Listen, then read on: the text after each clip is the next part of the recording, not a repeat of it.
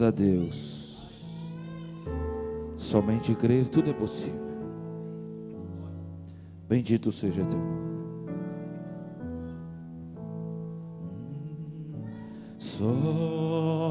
Somente crer. Glória a Deus. Somente crer. Tudo é possível. Somente crer. Somente crer.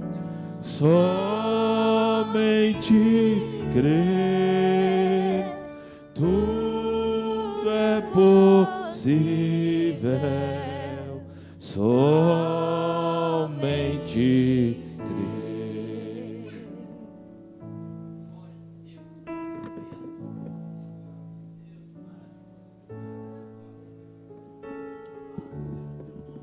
Senhor nosso Deus, te damos graça mais uma vez, porque até aqui o Senhor tem nos ajudado, Pai. Obrigado, Senhor Jesus Cristo, porque Tu és maravilhoso.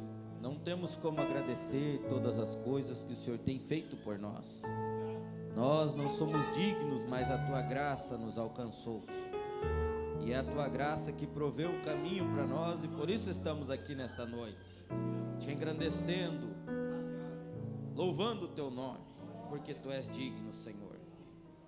Pedimos que, assim como o Senhor esteve aqui recebendo os louvores do Teu povo, Pai, o Senhor continue conosco agora. Fala ao nosso coração, Senhor. Ajude aquele que precisa, Pai. Fortalece o que está fraco. Anima, Senhor, o desanimado. Cura o enfermo, Pai. O Senhor tem liberdade no nosso meio. Pedimos que o Senhor realize as suas obras. Tome cada espírito sob teu controle agora, Pai. Ajude-me neste momento, que seja apenas a tua vontade, Senhor, a tua palavra, a mensagem enviada pelo Senhor através de um profeta. E todas as minhas ideias e opiniões possam ficar de fora agora, Senhor. No nome do Senhor Jesus Cristo, amém e amém. Deus continue abençoando a cada um, no nome do Senhor Jesus Cristo. Estamos todos bem? Já foi apresentado os visitantes, acho, né? Já, graças a Deus. Então, tá tudo certo, né? Então vamos, o pastor está ali em Jaraguá do Sul, né? Foi levar a ceia para os irmãos, e nós estamos aqui, com a graça de Deus. Ontem nós estivemos em Rio do Sul, foi mais um batismo lá, irmão Joris. Graças a Deus, né? As fotos ficou com o pastor daí. Ele que tirou, né? Mas no próximo culto acho que ele vai passar aí para os irmãos. Mas eu creio que Deus, ele está chamando os seus, né? E nós estamos no tempo aí do fim, e Deus está movendo. Graças a Deus por isso, né? Vamos abrir as nossas Bíblias em Romanos capítulo 5, para nós dar início aqui, nosso momento na presença de Deus e ouvir a palavra. Romanos 5, do verso 19 até o 21. É uma escritura bem conhecida, não vou pregar nada novo. Os irmãos conhecem mais a mensagem do que eu. Então nós vamos relembrar algumas coisas, eu creio, né? E o Espírito Santo vai nos ajudar. Romanos capítulo 5, verso 19, diz assim: porque como pela desobediência de um só homem, muitos foram feitos pecadores, assim pela obediência de um, muitos serão feitos justos. Veio, porém, a lei para que a ofensa abundasse, mas onde o pecado abundou, superabundou a graça. Para que assim como o pecado reinou na morte, também a graça reinasse pela justiça para a vida eterna, por Jesus Cristo nosso Senhor. Amém? Amém. Podem ficar à vontade, irmãos. Essa escritura é uma escritura bastante conhecida, né? Onde abundou o pecado, superabundou a graça. A graça, ela passa por cima de muita coisa, né? Diz o profeta que ela é soberana e ela não pede licença e nem opinião para ninguém para agir. Né? Os fariseus olhavam, mas isso não pode, a graça dizia, vai ser assim. Ah, mas isso não deve, a graça não queria saber, ela tem soberania, diz o profeta, porque ela é o Todo-Poderoso. Então, ele é o soberano e ele não precisa pedir ordem nem opinião de ninguém, ele chega e faz e pronto, acabou. Graças a Deus por isso, né? Porque se ele dependesse da minha opinião para me salvar, eu ia dizer, não, nem tente. Tu vai perder tempo, tu não sabe de ruim que eu sou. Mas ele nem pediu, ele falou, eu vou te salvar e acabou o assunto. E eu fugi, você fugiu e ele foi atrás, ele disse, você vem. Graças a Deus que ele foi, né? Então, eu já ouvi pessoas dizerem assim, olha, eu não tenho culpa de ser da maneira que eu sou, porque eu nasci assim, e Deus sabia que eu era assim, então Deus que se vire, em outras palavras, né? Eu sou dessa maneira, não fiz nada para ser assim, eu nasci assim, e verdadeiramente nós não fizemos nada para nascer em pecado, nós já herdamos isso do Adão.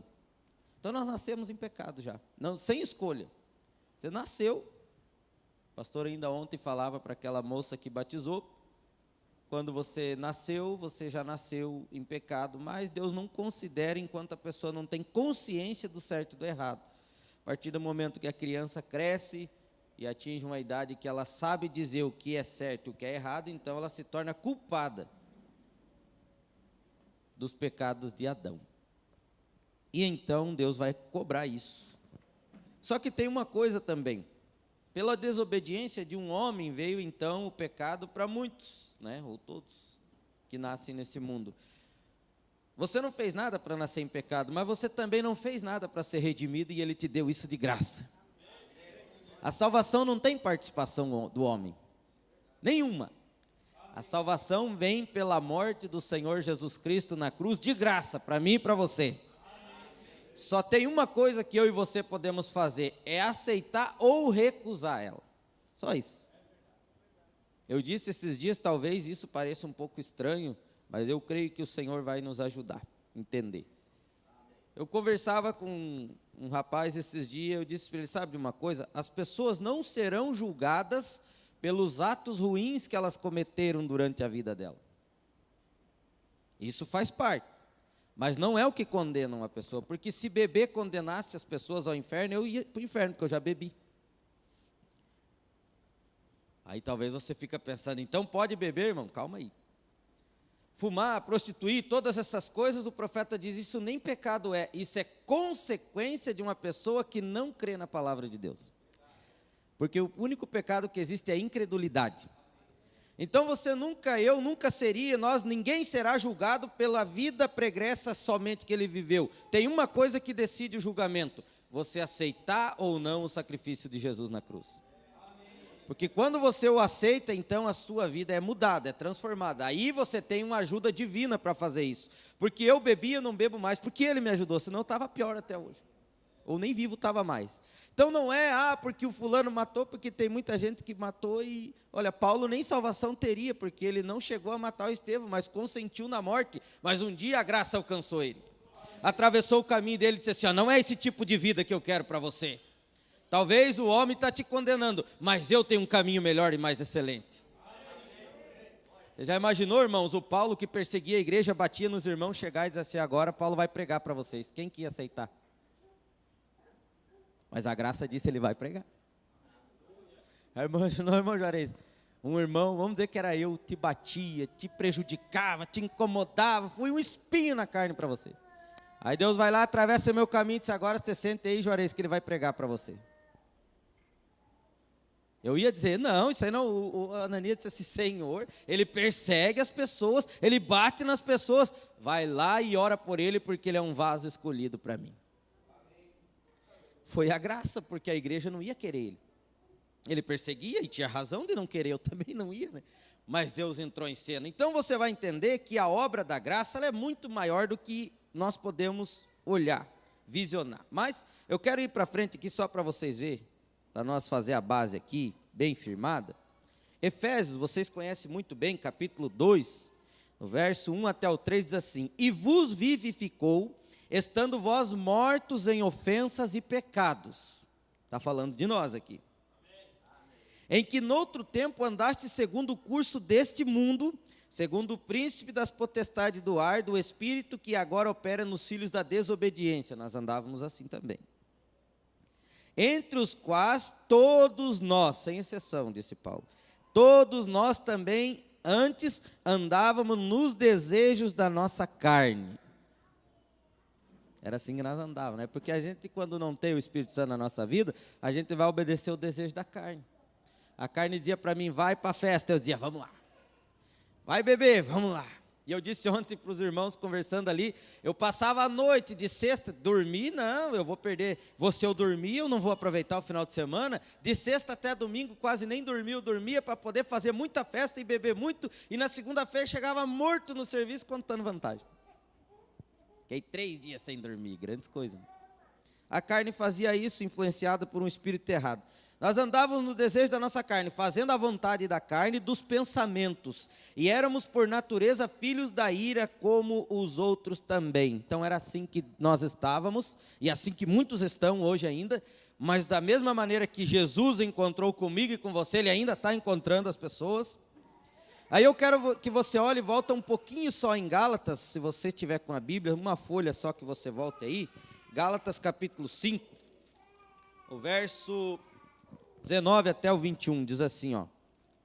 Nós andávamos nas obras da carne, porque as obras da carne são manifestas, as quais são prostituição, impureza, lascívia, idolatria, feitiçaria, inimizades, tudo obra da carne, porfias, emulações, ira. Pensa numa pessoa nervosa, não podia falar nada, já queria brigar. Pelejas, dissensões, heresias, pode até estar numa igreja, mas uma heresia, inveja, tudo isso é obra da carne. Homicídios, bebedices, glutonaria, até comer bastante demais é obra da carne. Glutonarias e coisas semelhantes a estas, acerca das quais vos declaro, como já antes vos disse, que os que cometem tais coisas não herdarão o reino de Deus. Então não tinha para nós.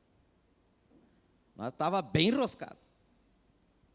Não tinha reino de Deus para nós. Aí se você vai um pouquinho mais para Romanos, no capítulo 8, vamos voltar em Romanos, no capítulo 8, no verso 7, Paulo diz assim, porque aí, o 6 em diante, porque a inclinação da carne é morte, mas a inclinação do espírito é vida e paz. Porquanto a inclinação da carne, toda essa relação que nós vimos ali, é inimizade contra Deus, pois não é sujeita à lei de Deus, nem em verdade pode ser. Então, quem vive na carne não pode ser sujeito à lei de Deus e se torna inimigo de Deus. Portanto, os que estão na carne não podem agradar a Deus. Então, nós não tínhamos maneira de agradar a Deus. Não tinha. E muitos hoje estão desta maneira, e às vezes no pensamento das pessoas aí fora, eles pensam, não, mas eu fui, ou eu sou uma pessoa boazinha, eu ajudo as pessoas, e Deus tem que se agradar comigo por causa disso, e não tem nada a ver. Porque a obra da salvação é graça, não é merecimento. Graça é favor imerecido. Aí nós voltamos agora um pouquinho mais lá para Efésios, no capítulo 2, para nós terminar de ler o que nós começamos. Nós somos até a maneira que nós andávamos, sem remédio, sem nenhuma condição de salvação, inimizade contra Deus.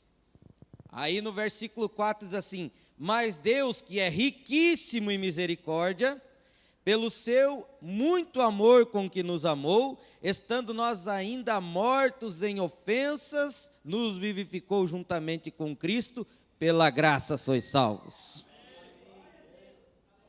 Aí vamos lá para o 8, diz assim, porque pela graça sois salvos por meio da fé, e isso não vem de vós, é dom de Deus.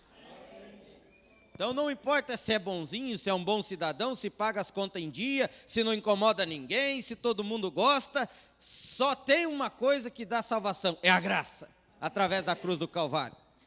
Aí você vai, então, não vem de vós, e o profeta diz assim, o que não vem de vós? Porque pela graça, 8, sois salvos por meio da fé, e isso não vem de vós, isso que? A fé, nem fé para ser salvo nós tínhamos, nós ouvimos muito isso aqui. Eu fui e aceitei a Cristo e eu criei na palavra. Você creu porque Deus pegou a fé dele, de Jesus, e colocou dentro de você e disse, creia na palavra. Senão nem isso nós faríamos. Ele deu a fé de Jesus para nós, e você olha e diz assim, eu creio, porque ele colocou dentro de você.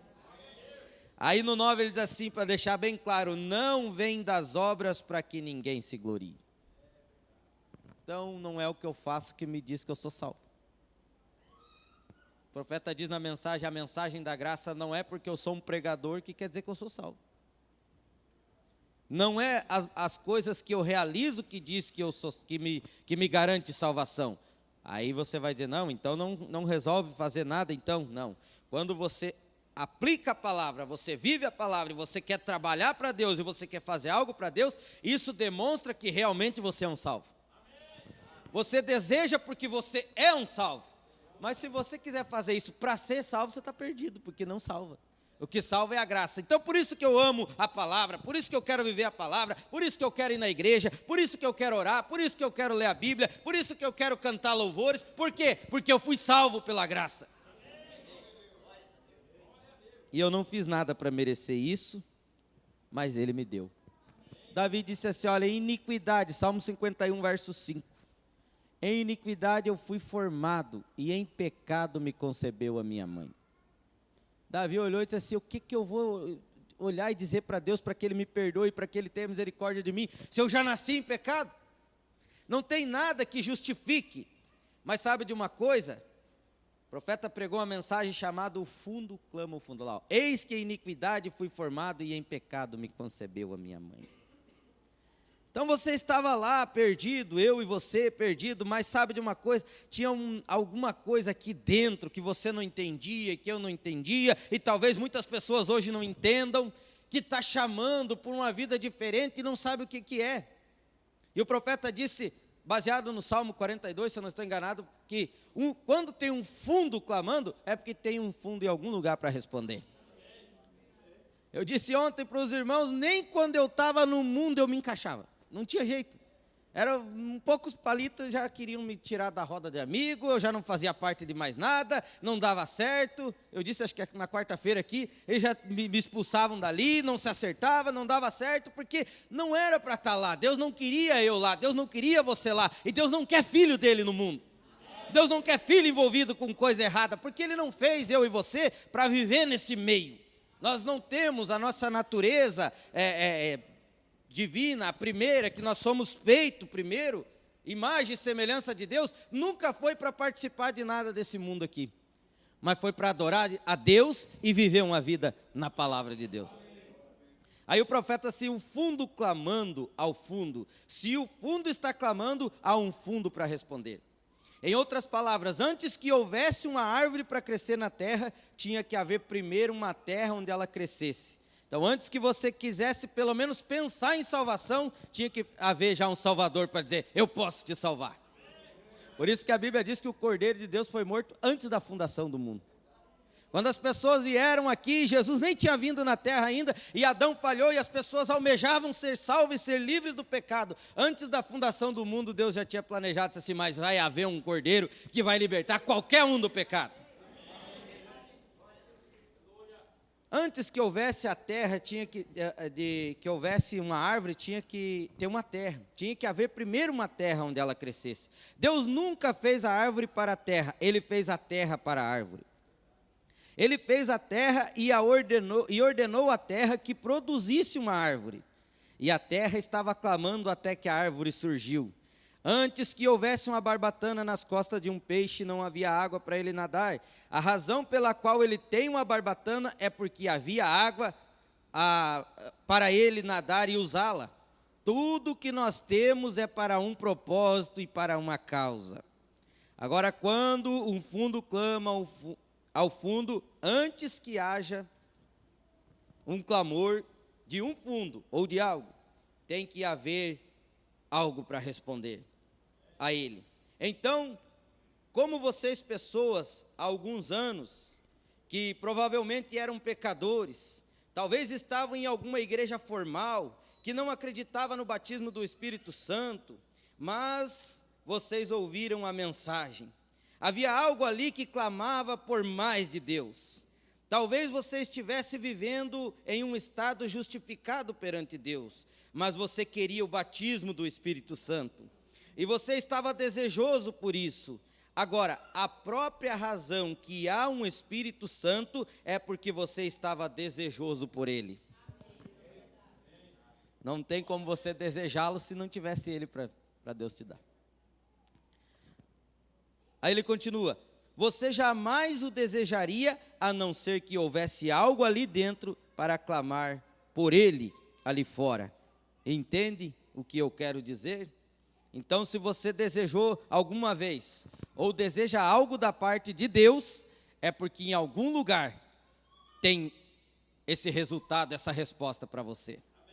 Se você desejou por mais de Deus, você quer mais do Espírito Santo, é porque em algum lugar, e eu quero dizer para você, a palavra, Cristo Jesus, tem para dar o Espírito Santo para você.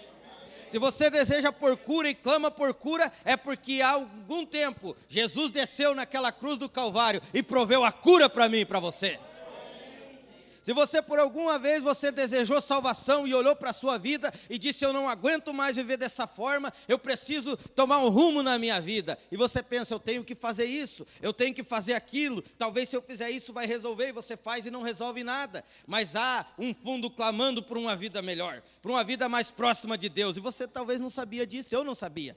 Mas um dia ele atravessa o caminho teu, talvez seja hoje. Um dia ele atravessou o meu caminho e o teu, e ele disse: a vida que você tem viver está escrito aqui nesse livro, ó. E eu quero ver quem que se afasta disso depois que encontra com ele. Então você vai encontrar que há um desejo. Se há um desejo, é porque Deus está querendo te dar. Você entendeu isso? Se você deseja algo da parte de Deus, seja lá o que for, se começou a brotar um desejo no teu coração, porque você quer algo da parte de Deus, é porque tem um fundo clamando, tem um fundo para responder o teu desejo. Deus não colocaria o desejo no teu coração se Ele não tivesse condições de responder esse desejo. Se você está baseado nas Escrituras, o profeta diz: os teus motivos e teus objetivos são corretos, então peça, Deus tem para te dar.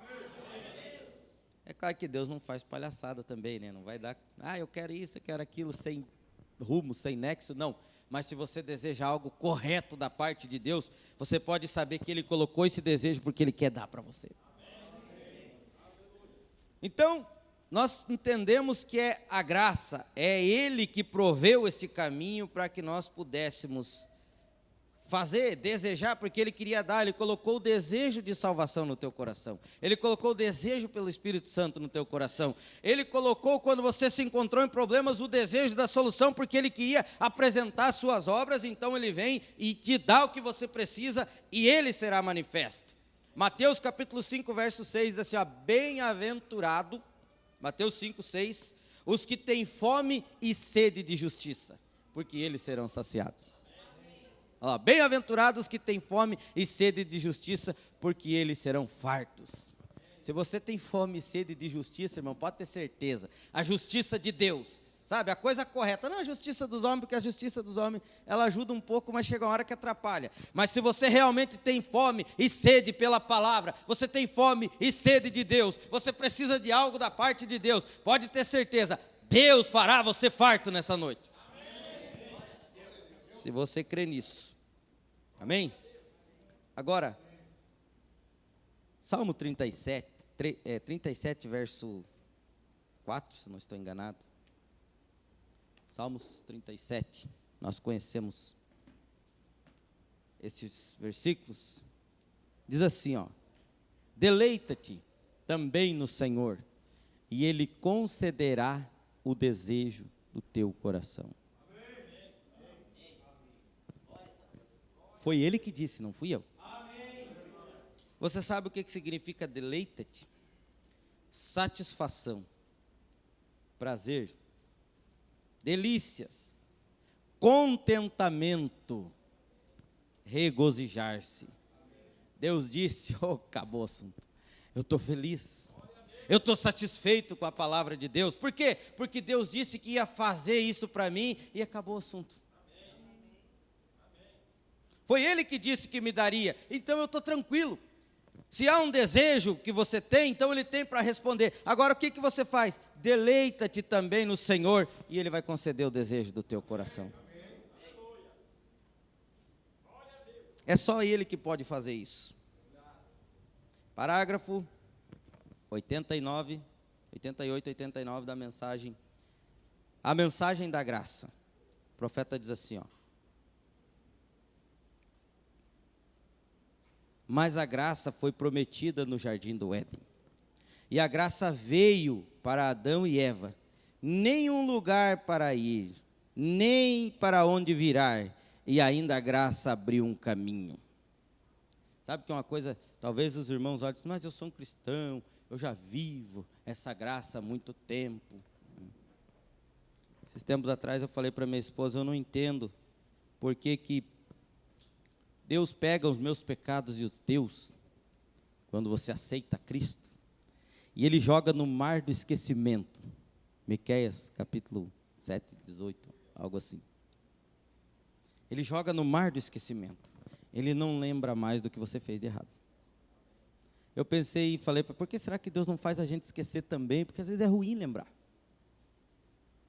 E aí depois eu comecei a pensar, disse, olha, mas às vezes, a gente lembrando da vida que a gente tinha, do que a gente era, a gente consegue ser religioso e ainda acusar aqueles que estão falhando. Imagine se eu não lembrasse mais da vida de onde eu vim. Quem é, ó Deus, que é semelhante a ti, que perdoas a iniquidade e te esquece da rebelião, do restante da tua herança? O Senhor não retém a sua ira para sempre, porque terá prazer na benignidade. No próximo. Tornará a piedar-se de nós, subjugará nossas iniquidades e lançará todos os nossos pecados nas profundezas do mar. O profeta diz, só Deus tem esse atributo, o mar do esquecimento. Ele joga lá e não lembra mais. Mas você já imaginou, nós viemos e somos salvos, e se Deus não tiver misericórdia de nós, daqui a pouco nós olhamos para aquele que está lá capengando e, porque não sei o quê, porque não sei o quê. Isso que nós lembramos de onde viemos, imagine se não lembrasse. É tudo religioso. Então, às vezes é necessário nós lembrar de onde nós viemos e saber que eu só estou aqui hoje, irmão, porque a misericórdia e a graça de Deus me alcançou. Não foi nada que eu fiz. Não foi nada que eu consegui fazer isso e Deus olhou para mim e se agradou de mim. Não, Ele olhou e disse assim, eu vou te salvar. Você não merece, mas mesmo assim, eu vou te salvar. Não foi as obras, não foi porque eu trabalhei, não foi porque eu vou pregar, não foi porque eu ajudo os irmãos aqui no diaconato, não foi porque eu faça qualquer coisa, eu dou oferta, o dízimo, isso não salva ninguém, foi a graça que me salvou. Mas então por que, irmão, que tem que fazer tudo isso? Aí, você vai para essa mensagem aqui, ó. Obra é fé expressada. Por que então, irmão, que o irmão dá o dízimo? Por que o irmão prega? Por que o irmão vai ajudar aqui e ali? Porque eu fui salvo e eu quero gastar a minha vida agradecendo a Ele pela salvação. Então você sabe quando uma pessoa é salva pela vida que ela vive. Ela é agradecida. Ela vive uma vida de agradecimento. E isso não é fingido, é algo que sai naturalmente. O profeta diz, você pega uma ovelha e você não precisa, a ovelha não precisa se esforçar para produzir lã. Ela vive a vida dela e a lã nasce automaticamente. Ela é uma ovelha. O pastor vem lá e tosa toda a lã dela, tira tudo e ela nem bola. Por quê? Porque ela sabe que vai crescer tudo de novo. Agora você pede para um cabrito fazer isso, ele não consegue. Você pode vestir ele com a lã, mas você vai ver por baixo o que tem, é só aquele pelo liso. Não faz lã. Mas é natural quando você é um salvo, irmão. As obras é natural. Você quer ir na igreja, é natural, por quê? Porque você é salvo. Você quer fazer algo para Deus, por quê? Porque você é salvo. você quer cantar, você quer dar glória a Deus, você quer concordar com a palavra, por quê? Porque aqui dentro, diz para você, o Espírito Santo testifica, eu te salvei naquele Calvário. A obra Fé Expressada diz assim, 90, e é assim mesmo conosco, porque nossas obras expressam a fé que temos, porém se temos que atuar sobre o que cremos, então não cremos. Você tem que crer. O profeta disse, é uma atuação. Se eu preciso fazer isso, porque senão as pessoas vão olhar para mim e pensar que eu não sou um salvo. Eles vão olhar para mim e dizer que está errado. Então eu preciso cuidar com o que eu falo, para que as pessoas não pensem que eu não sou um cristão. Não. Um verdadeiro cristão não está preocupado com o que ele vai falar, porque o que sai o que a boca fala, o coração está cheio. Então o que sai da boca para fora aqui, você não está preocupado, porque vai dizer o que tem dentro. Você não precisa se cuidar. Eu trabalhei ali na empresa ali com o irmão Alexandre ali por 1 ano, e nós conversávamos e brincávamos, eu nunca tive problema. O único problema que eu tive foi por falar a palavra que o povo não aceitava, mas não de brincar e tal, nunca tive problema, porque eu não estou preocupado com a maneira que eu tenho que me comportar lá fora, eu não estou preocupado com o que eu tenho que falar, não, eu estou preocupado porque com isso, se aqui dentro foi produzido algo diferente, se aqui dentro tem algo diferente, irmão, para fora vai sair. As obras de Abraão estavam expressando a fé que ele tinha na promessa de Deus. Agora recordem, Abraão tinha 99 anos, 100 anos de idade, e Sara tinha 90. Agora eles estavam bem avançados na idade. Já haviam passado da idade de ter filhos por muitos anos. E eles haviam vivido junto como marido e mulher desde que eram jovens e não havia tido filhos. Porém, ainda assim, Deus disse a ele que quando já tinha 75 anos de idade, e Sara 65, tu vais ter um filho. E ele creu na promessa de Deus, e ele creu nela. Agora vejam, ele preparou tudo para este menino. E o que é? Abraão, você tem 75 anos, né? Vou te dar um filho. Abraão, o profeta disse, correu lá no hospital e falou para o médico, separa um quarto aí que a minha mulher vai ter um filho. Com 75 anos. Porque ele simplesmente creu. A fé que estava dentro dele fez ele agir dessa forma. Deus disse que vai me dar, eu vou começar a preparar, fazer o enxoval, vai chegar o menino. Ele disse que vai me dar um menino com 75 anos.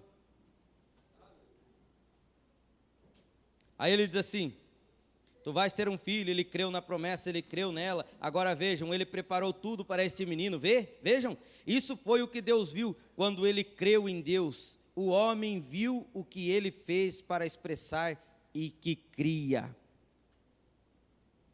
Quem que viu o que ele estava, a ação dele sobre isso? Foi os homens.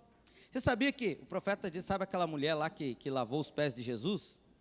Aí o profeta fala sobre a salvação pela fé e a salvação pelas obras.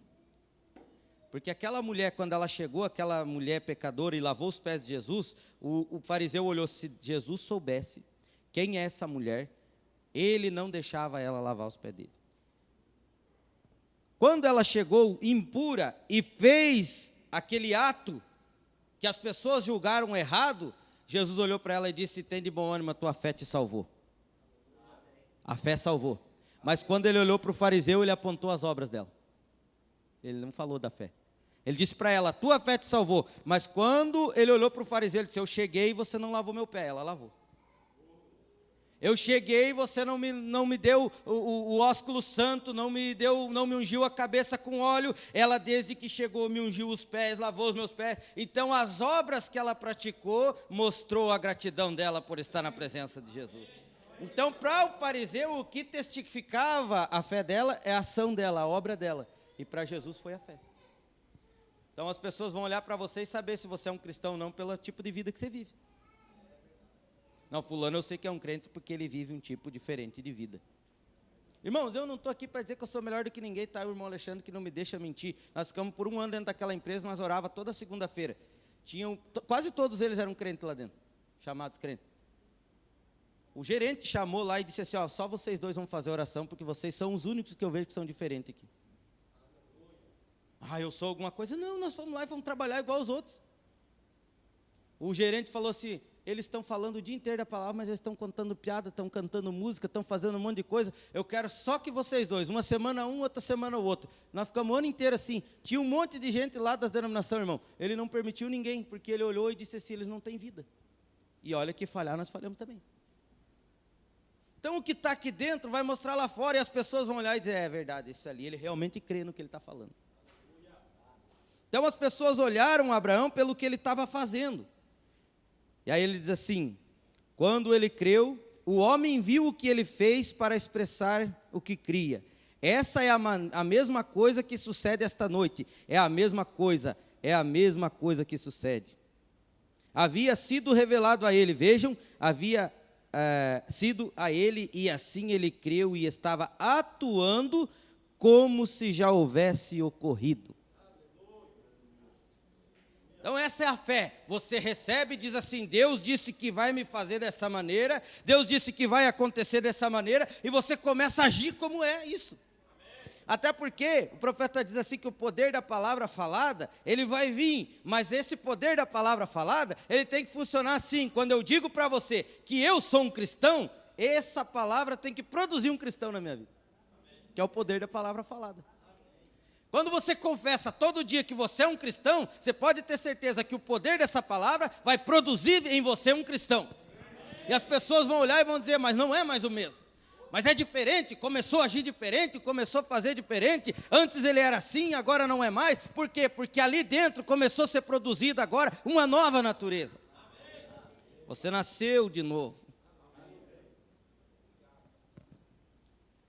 Há algo ali dentro que foi mudado, e você nem sabe o que é, mas Deus olhou e disse assim, eu vou tirar essa natureza velha. Então ele diz assim, deixe-me dizer isto, amigo, 83, amigo pecador, você pode estar aqui nesta manhã ou nesta noite sendo uma prostituta, você pode estar aqui nesta noite sendo um caçador de mulheres, você pode estar aqui sendo um bêbado, um assassino, você pode estar aqui como um esposo impuro, uma esposa impura, você pode ser o mais vil pecador, e você diz, eu já passei daquela fase de salvação. Não, você não passou, ou você não estaria aqui na igreja nessa noite. Como é que é? É diferente? Talvez alguém pode olhar lá fora e dizer, fulano não tem mais jeito, a condição que ele viveu está tudo errado. Talvez disse, senhora, mas foi um crente e nunca expressou a fé dele em obras, fez tudo errado. E ele continua vindo na igreja e chorando e clamando e dizendo, Senhor, eu preciso ser melhor, eu preciso mudar. O ser humano daqui de fora vai dizer, isso aí não tem mais jeito. Deus disse assim, olha, você ainda não passou o limite, porque senão você não desejava vir na igreja mais. É por isso que você ainda vem. Aí ele diz assim, a graça fará um caminho para você nesta hora escura. Se você simplesmente aceitá-la, Adão tinha que estar desejando aceitá-la. Aí é onde está. É o desejo do teu coração. Se você deseja, Senhor, eu não dou conta. Sabe? Eu não posso. Senhor, quando você olha essa mensagem por inteiro, irmão, você estremece. Quando você olha essa mensagem pregada na essência, você diz, não dou conta. Eu quero ver uma pessoa que dá conta de viver essa mensagem, como ela é mesmo. Mas aí a graça entra em cena. E ela diz assim, eu sabia que você não dava conta. Eu já sabia que você não ia conseguir. Agora abra o coração, deixa eu entrar aí e pilotar esse carro agora. Pode deixar que eu vou viver essa mensagem em você. Porque não tem um ser humano capaz de viver este evangelho, irmão, sem falha. Não tem. Só tem um que foi perfeito. Esse é o Senhor Jesus Cristo. Então ele vem e diz assim, olha, eu não quero que você seja perfeito. Eu quero que você abra o coração e deixe eu ser perfeito em você. Essa é a diferença. Então ele entra e ele começa a fazer a obra. Aí é diferente. Vamos mais um pouquinho? 88. Ele diz assim, aqui. Qualquer pessoa que estar desejando se arrepender, a graça de Deus ainda está disponível para você. Não importa quão terrível esteja. Não importa se andou na igreja um pouco e foi para o mundo e está lá fora. Não importa se a pessoa fez isso ou aquilo. Se ela ainda deseja dentro dela se arrepender, a graça está disponível ainda nessa noite. Se você simplesmente se arrepender, a graça de Deus é suficiente. Irmão, isso é profundo demais. Eu espero que isso penetre no teu coração de uma forma tão tremenda, que Deus não está aqui olhando e cobrando de você, sabe? Às vezes nós olhamos Deus como um carrasco, sabe? Eu olhei Deus como um carrasco por muito tempo, porque eu fui criado assim. Você errou, pau! Não tem mais jeito para você, sabe? Com aquele pai duro que diz assim, você não adianta, já tentei, você não vai dar nada, e você cresce pensando que você não vale nada mesmo, porque o pai disse que não, só que o nosso pai é diferente. O Senhor Jesus, ele é diferente. Você pode errar 200 vezes, 300 vezes, 400 e quantas? 7 vezes 7? 490? É 490, né? Você pode errar 490 vezes por dia. Ele vai dizer, você tem jeito. Sabe de uma coisa, meu filho? Eu olho para você e vejo que você tem futuro. Sabe de uma coisa, meu filho? Eu estou vendo aqui que você vai se dar muito bem nessa mensagem. Sabe de uma coisa, meu filho? Eu estou vendo você aqui aperfeiçoado. Eu estou vendo você no arrebatamento. Eu estou vendo você aperfeiçoado. As pessoas vão olhar e dizer, não tem mais jeito, mas Jesus está sempre apostando. Sabe de uma coisa? Quando nem eu e você acreditamos em nós mesmos, Ele acredita. Eu já cheguei e disse para Deus, não tem mais jeito não dá mais, e Deus vai te levando, e daqui a pouco você olha para que tinha mesmo jeito, né? Não é que tinha? Você olha uma pessoa e diz assim, isso aqui não dá mais nada, e daqui a pouco você vê aquela pessoa transformada, e talvez ela ainda dá uma aula para aquele que estava criticando ele. Ele olha e diz, meu Deus, se eu fosse o que aquele irmão é agora. Às vezes nós perdemos tempo criticando o irmão, nós podíamos estar lá na frente, né? O irmão Juarez, ele falha ali, falha aqui, enquanto eu estou parado olhando para ele, eu podia estar caminhando. Podia estar lá na frente já, e depois eu podia olhar para ele e dar a mão aqui, irmão, eu vou te ajudar. Venha cá, eu passei na frente, mas vamos caminhar junto. É diferente. Mas Deus, Ele está sempre olhando e dizendo, está tudo certo. Irmão, eu quero que você veja algo, nós já vamos encaminhando para o final, que eu achei isso maravilhoso. Lembra que o pastor pregou aqui sobre Abraão? Abraão teve uma caminhada muito tremenda na presença de Deus. E ele fala que o Deus, Melquisedeque, né, veio e serviu a ceia para Abraão. Depois que Abraão teve a revelação de quem era o irmão dele. Salvou Ló. Mesmo Ló não sendo para andar com ele, querendo ir para o mundo, lá em Sodoma, e você vai encontrar aqui Abraão no capítulo 14, salva Ló, tira preso lá de Sodoma, porque ele foi preso, você vai no capítulo 19 de Gênesis, você vê onde é que está o Ló de novo, está lá em Sodoma de novo, aí os anjos têm que ir lá tirar o teimoso de lá, para ele não morrer queimado ainda, mas o Abraão já tinha tirado ele volta para lá, mas mesmo assim Abraão foi lá e tirou ele, e aí o pastor disse assim, então, ele teve revelação de quem era o irmão, se apresentou para ele o Melquisedeque. Serviu a ceia para ele, e Abraão deu os dízimos. Olha que cristão esse Abraão. Dizimou para o Melquisedeque, diretamente para Deus. Ceiou diretamente com Deus. Que experiência maravilhosa. Aí você vai encontrar no capítulo 15 que Deus faz um pacto com Abraão.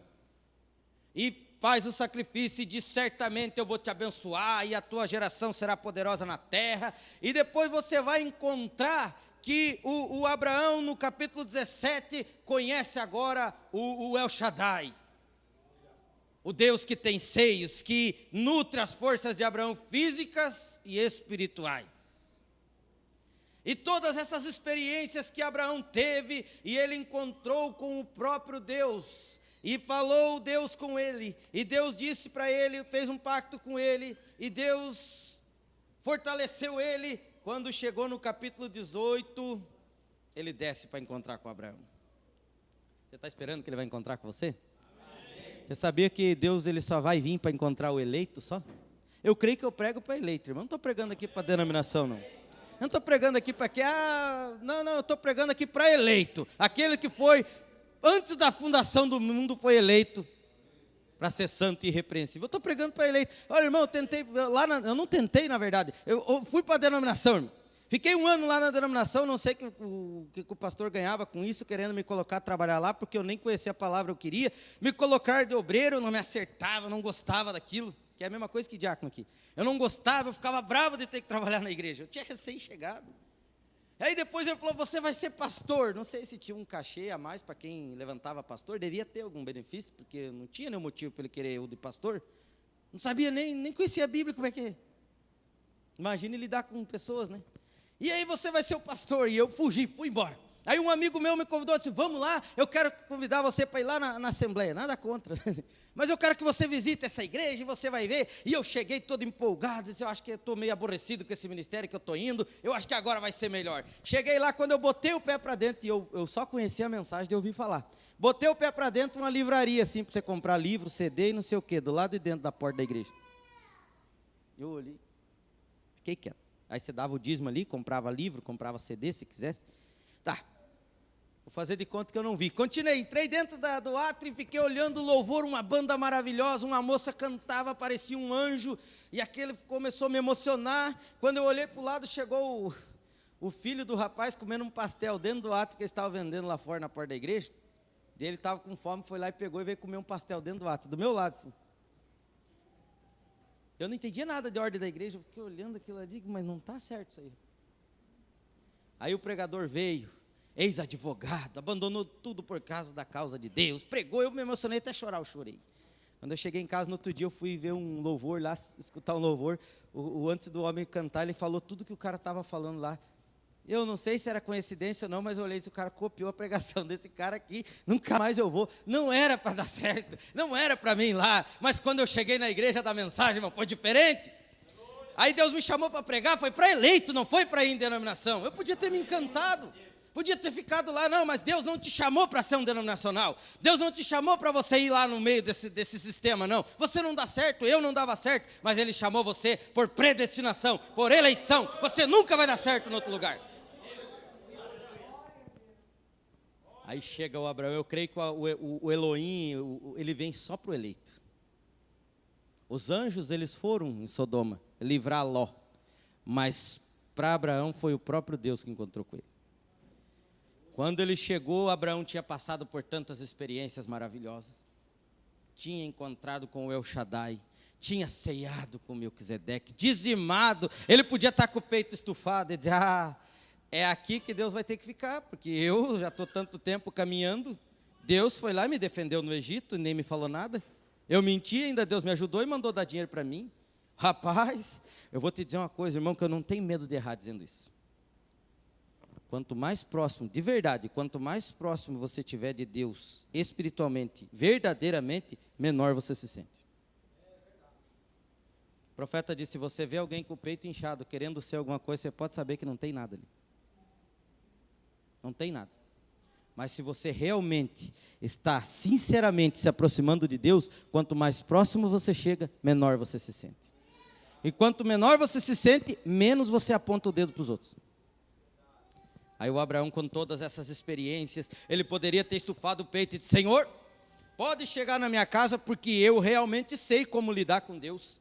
Passei por tudo isso, tive experiência ali, lembra que o senhor veio e tal. Ele podia ter se vangloriado, mas ele olhou e se ajoelhou no verso 3 do capítulo 18 de Gênesis e disse, meu Senhor, se agora eu tenho achado graça aos seus olhos, é a graça, irmão, não é nenhuma obra não. Não é o que o Abraão fez, não foi o que o Abraão acertou, mas se eu tenho achado graça aos teus olhos, rogo-te, por favor, não passe do teu servo. Não tinha nada para Abraão poder segurar Deus ali, mas ele disse assim, tem uma coisa, se eu alcancei graça, Senhor, olha, no capítulo 18, verso 3, se eu achei graça aos teus olhos, Senhor, por favor, não passe de mim. Sabe de uma coisa, Deus não veio aqui procurar ver qual que é o teu currículo, Ele não está pedindo teu currículo hoje. Embora você tenha que viver uma vida cristã, mas Deus não quer saber do teu currículo, você não manda currículo para entrar no... Vou mandar meu currículo, ver se Deus se agrada e me chama, não. Ele quer saber como é que está teu coração. Quando a palavra está sendo pregada, você crê na palavra? Quando a mensagem está sendo lida, você diz, é a verdade.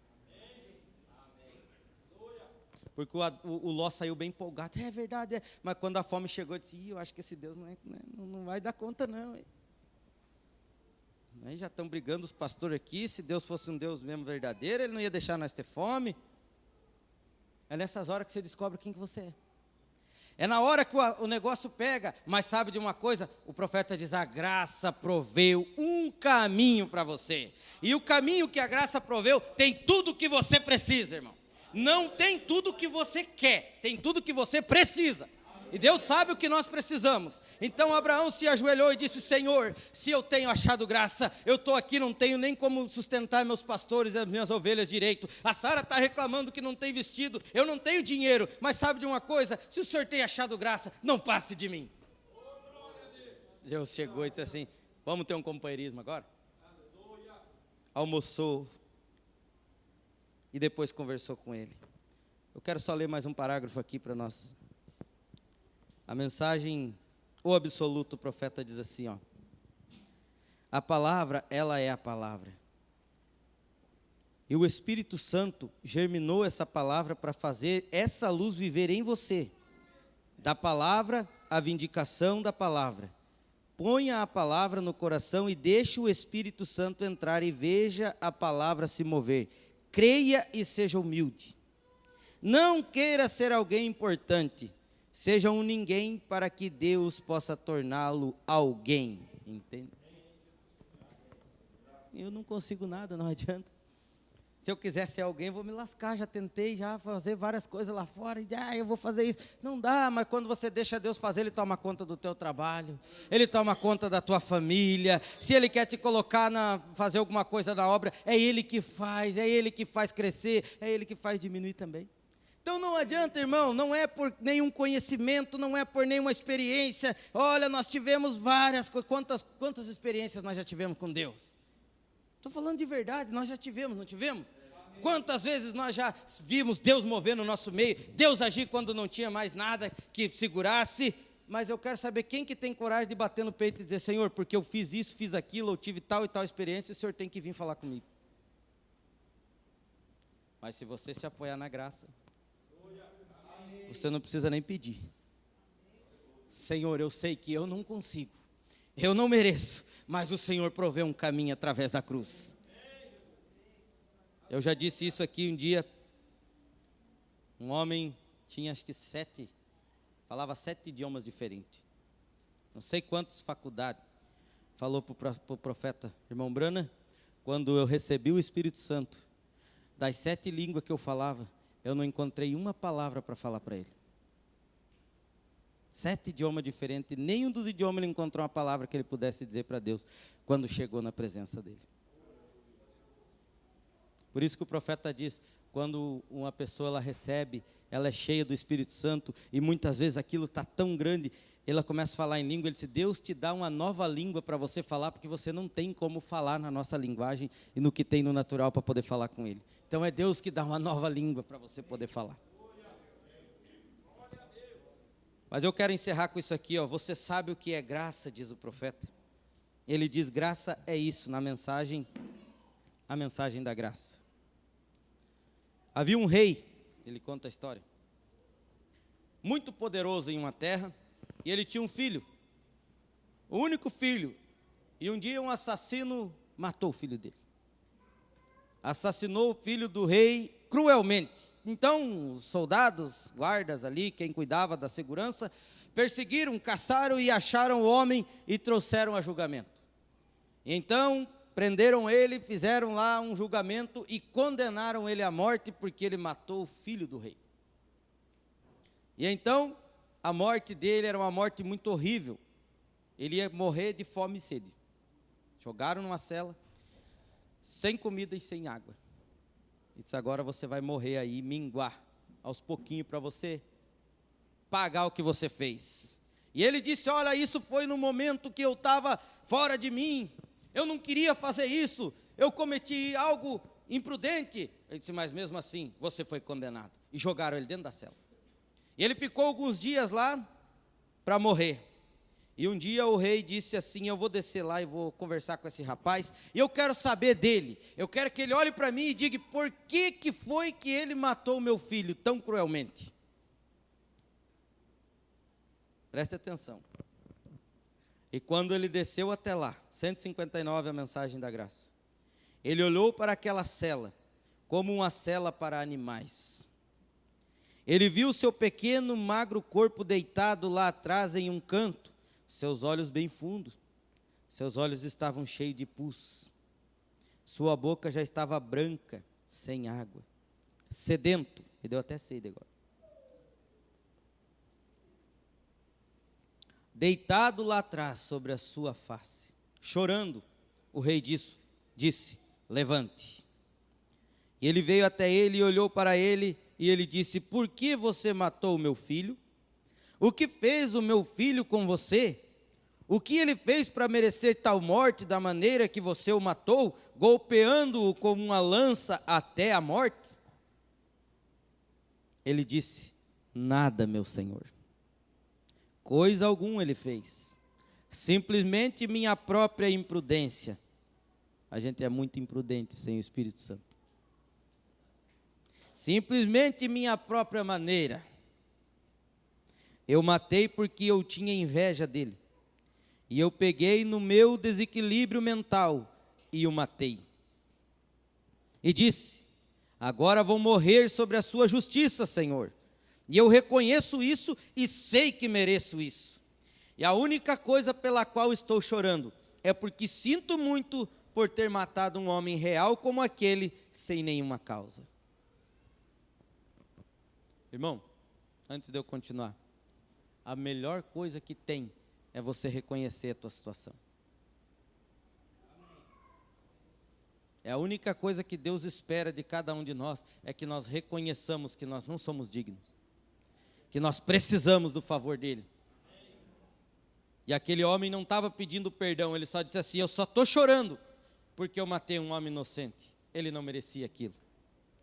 O rei virou os seus calcanhares e saiu, foi até a escrivaninha e disse: destruam todas as anotações, você sabe, coloque-as no mar do esquecimento.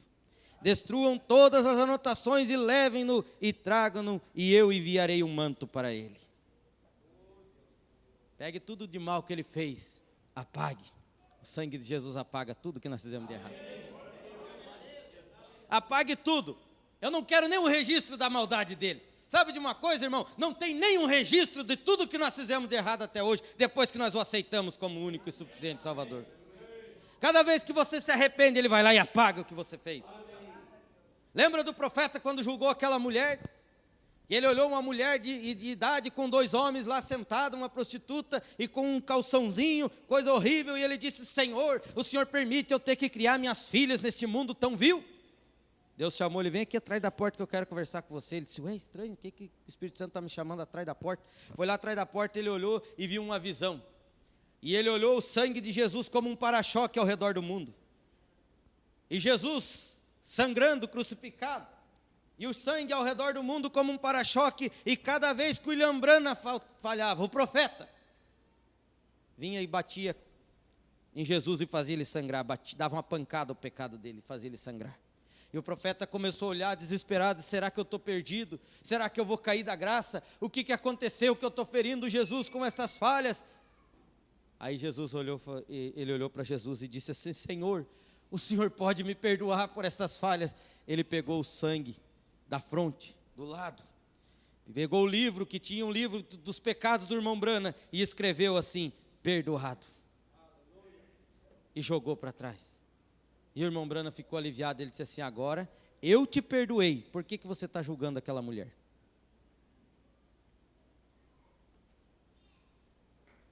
Ele queria perdão e a mulher não. Ele voltou. Olha, quando você reconhece, irmão, é poderoso.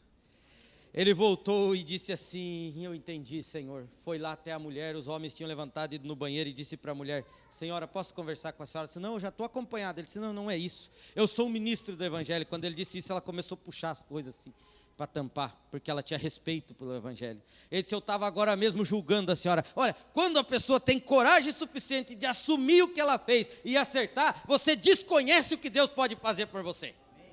O problema é que muitas vezes a gente quer esconder embaixo do pano. Não, Deus quer que vocês deixem isso para fora, deixe o diabo ficar envergonhado e não você, e diga: eu errei aqui, eu falhei aqui, e eu quero expor isso aqui, não quero mais que isso seja dessa maneira.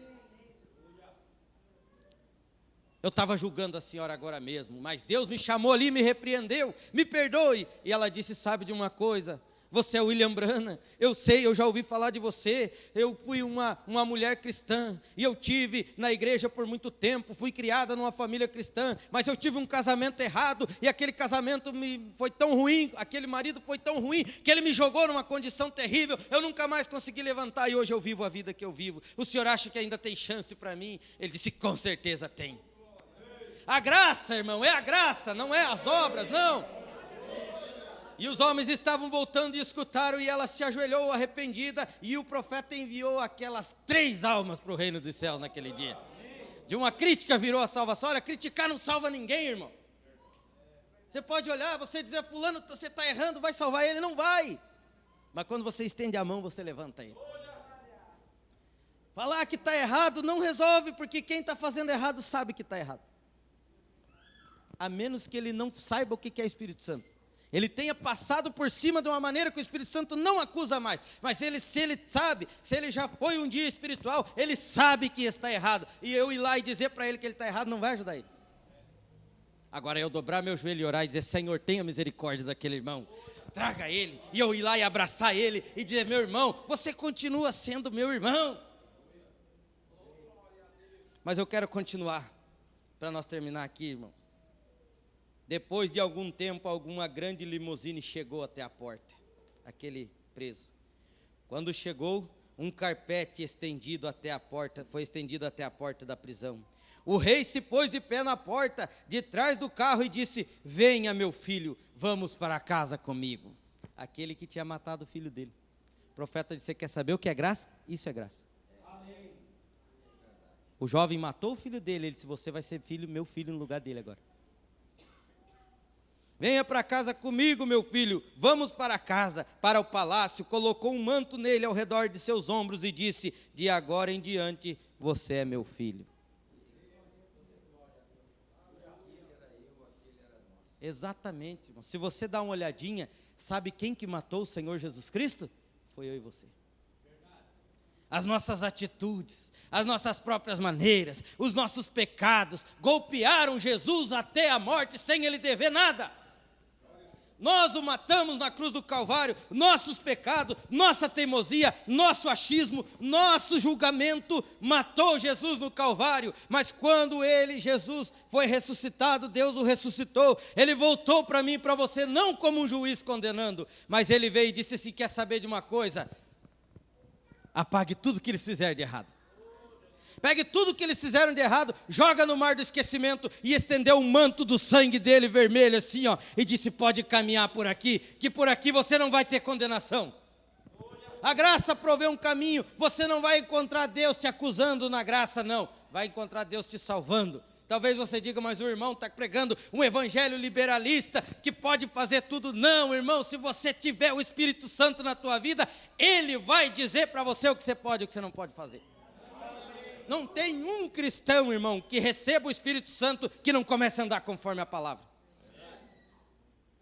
Agora pega uma pessoa e tenta moldar ela e diga, você não pode isso, você não pode aquilo, você não pode aquilo. Ele vai andar por um tempo, daqui a pouco, ou ele vai estar sendo um religioso, acusando os outros, porque eu fiz e você não fez. Ou daqui a pouco ele não aguenta e sai fora. Mas se você se torna uma ovelha, a lã começa a vir naturalmente. Você começa a viver o evangelho. Você começa a ter prazer na palavra. Você começa a ter prazer em dizer glória a Deus. Sabe, ontem eu disse para os irmãos, o irmão Marcos faz sempre isso, eu disse quando nós começamos, eu disse, você consegue erguer tuas mãos assim? Quantos conseguem erguer as 2 mãos assim? Sabe de uma coisa? Isso quer dizer que o diabo não te amarrou mais. Quer dizer que você foi solto, que você tenha o livre-arbítrio de vir para a igreja e erguer a mão para ele e dizer glória a Deus. E o diabo não pode segurar você. Ele proveu o caminho e disse, pode caminhar, meu filho. Nós o matamos na cruz, mas ele disse, eu te perdoo, a partir de agora você vai ser meu filho. Ele deu uma veste nova para mim e para você. Ele começou a vestir eu e você com a palavra dele. E nós tomamos toda a armadura de Deus, irmão Juarez. E você põe o capacete da salvação, a couraça da justiça, o escudo da fé. Agora o diabo vai jogar dardos inflamados em você, mas você tem o escudo da fé.